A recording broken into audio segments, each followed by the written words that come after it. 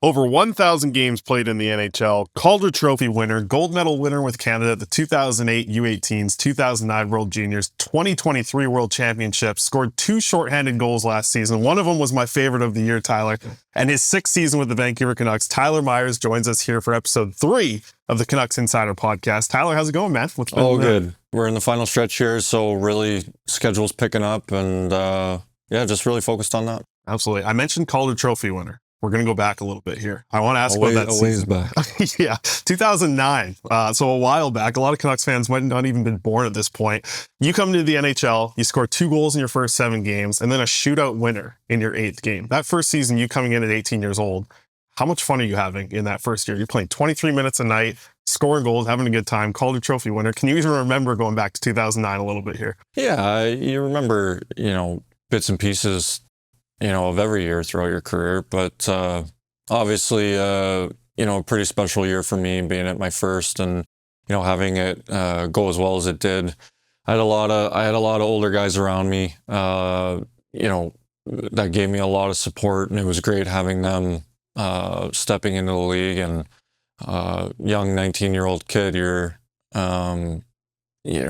don't really have a worry in the world, and I think that allows you to play very freely. And I was very fortunate the way things went. It was a great year. It's interesting because you mentioned freely, and that's how you got to play at 18. That's got to be like a crazy feeling, kind of getting the opportunity to just like go out and play the style that you want at such a young age. When you're jumping from WHL to the NHL, that's a massive jump, and a lot of guys struggle with that jump from junior to pro. But like you said, you were able to just kind of play free in that first year and like just kind of find your game in the first few years. Yeah, well, I've said it a bunch, over the years, but I give a lot of credit to the way things were ran in Kelowna, where I played junior with the Rockets. I've said it when I first made that jump to Buffalo. Looking back on my time with the Rockets, I was very surprised at how similar things were ran.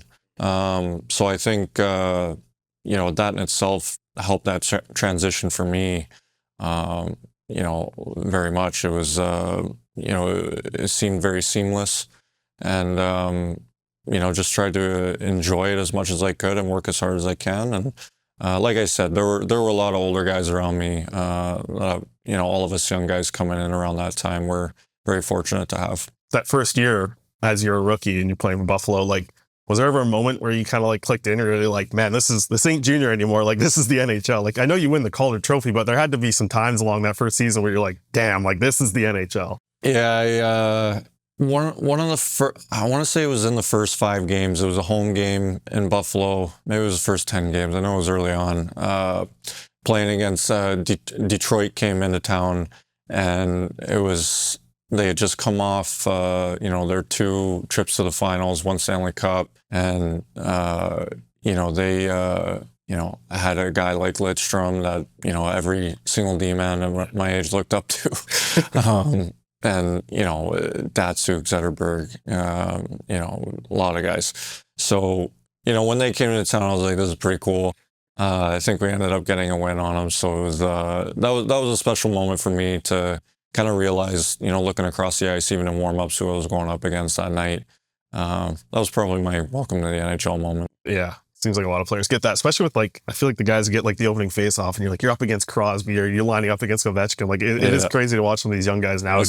That's cool. Get that opportunity. And earlier this season, you celebrated 1,000 games in the NHL. A lot of Canucks fans really enjoyed kind of you sharing your family with everyone and everybody getting an opportunity to just take in that night. So for you, getting a chance to play in that 1,000 game is amazing, but I think the cool part that fans really liked was just seeing your family be able to celebrate the mini silver sticks for the kids and everything like that. What was the rest of that night like for you to kind of celebrate that with the fam? It was special. We have an unbelievable picture. Our daughter's mean mugging the camera with her little silver sticks. So it was pretty funny. And to bring in all the family and friends, to have a night like that, a week like that, it was it was a special moment for all of us, and I was glad to be able to share it with everyone. And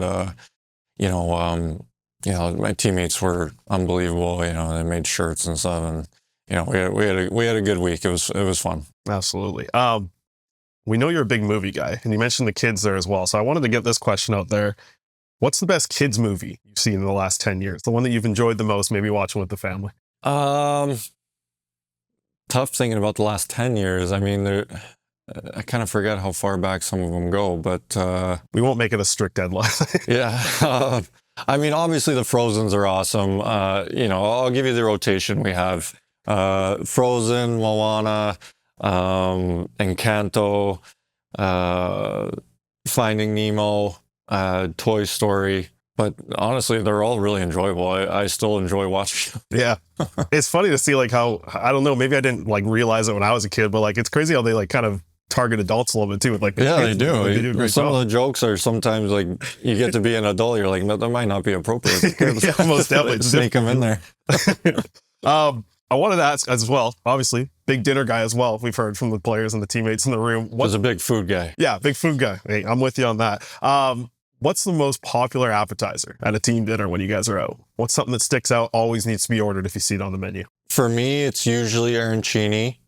That's usually one of my go-tos. And then something a little bit more, you don't see as much as probably some grilled octopus. That's one of my favorites. Okay. When you're on the road, what's the favorite city to like get some food in with the team? Oh, that's tough. There's a lot of good ones. Not including Vancouver. If we're just talking road cities, because Van has a lot, unbelievable eating too. I mean, New York, Chicago, any city really, you can find some good spots. Yeah, most definitely. I'll take your word for that. In the off season, what's your favorite thing to kind of just do with the family? Like, what's something that you guys do consistently, maybe like every week or type of thing throughout the summer? You know what? Last summer we ended up going to the water park a little bit more than we had in previous summers. So that became a big hit with the kids. Your typical day-to-day getting outside, going swimming. That's they love swimming. They love being in the pool. We managed to hit the water park a little bit more last summer, and it was they really enjoyed that. And spending your summers in Kelowna, did that start with junior where you just fell in love with that city and that's like the spot you wanted to be, or? Yeah, and you'll notice that happens to a lot of guys. It's happening to a lot of guys even playing pro now as well. But usually, there's so many guys who go play junior there and then end up, making it their home. I'm one of them. And then I feel like even now we get, 1 to 2 guys moving to Kelowna, and Jules, Noah's, spending the summer there now too, this next summer. So we just keep adding. It makes for some good skates. Yeah. Are you guys all in one neighborhood or what? Like everyone's just clubbed up together, the hockey guys, or what? Not all in one neighborhood, but Kelowna's not that big. Everything's pretty close. Yeah, most definitely. In the off season, what's something you're ashamed you spend too much money on? Probably just in general, just DoorDash. We used to cook a lot more. I should say my wife used to cook a lot more. I didn't do much. I do the breakfast, but the kids just kind of hit an age where it just became a lot easier to order something on the phone. By the time we get them going, our oldest has an allergy, so we kind of have to make his food on his own. So we're not able to kind of make it all together. So that makes things easier. I'm hoping as I get a little older, we get back to making some home cooked meals. Definitely. Take me through a Mizey special here for breakfast, though. If you're a breakfast guy, what's the? I honestly, I just enjoy making eggs in the morning. I'll change up the styles. Sometimes I'm good with scrambled. Sometimes I'll just, do sunny side up on some toast. I'll mix it up. Okay. Simple. Like it. So 6 years now at the Vancouver Canucks. Is there one memory that kind of sticks out? Maybe hockey-wise or even away from the rink, teammates, anything? Like, is there one moment that sticks out to you where like you're going to look back at your career and really look at the time in Vancouver and there's one moment? Well, playoffs for sure last year. It makes you that much more hungry to like get there every year. The bubble will stick out for different reasons. That was just a crazy time. Looking back, we had 6 or 7 teams at one hotel, and everyone's having dinner at the hotel restaurant. It was a weird atmosphere, but kind of cool when you look back on it, that everybody was in that situation together. Yeah, most definitely. I think the playoffs is interesting. Like, you watch the city come alive when you guys get a playoff opportunity. Like, how different is it for a player? Like, are you able to even like walk around town at that point, or is it kind of just locked in on hockey and you can't even leave your house at that point? Because we see the way the city just comes alive in these playoff times. Yeah, I would say it's very similar to in terms of walking around the city. I would say it's very similar in terms of getting noticed or whatever. But you can just tell, the buzz and the excitement is just higher. The stepping out for that game one is a moment I'll never forget. Here in Vancouver, I said it during playoffs last year, I'm pretty sure, but it hit a little different here. When things are going well like that, and you get to that point, and the city's buzzing, the fans are buzzing, it's it's a special feeling to be a part of, and you just want so bad to get back to it. Yeah, I think it's interesting here from like a player's perspective on that, because like those moments as fans taking it in the arena, like there's, we're getting the hair standing up on our arms. Like, I have to imagine that's got to be like times 10. You guys are on the ice playing the damn game. Like, Yeah. Is there any way to like kind of explain how that moment felt in that first night of just like, that's got to be one of the highlights of your career, I have to assume. Like, just feeling that emotion. Yeah. Stepping out for that game one, like you said, the hair on your arms are standing up. It was, stepping out on the ice at game time after the warm up, and the rink is buzzing, it's loud, the towels are flying. It's the same feeling for us players. It was, you almost have to, you have a big game coming up, so you almost have to kind of control yourself. Is that hard? Like, I feel like a veteran, it might be a little bit easier than some of these new guys coming in, but if you're like taking yourself back to like 22 years old and you get that type of like emotion almost weighing on you, like it must be hard to kind of keep it in the moment and like stick to a structure and a game plan like you guys are trying to do. As a veteran player, I feel like it might be a little bit easier. You've seen a little bit of that throughout your career, but just like staying in the moment, that's got to be a little bit difficult in situations like that.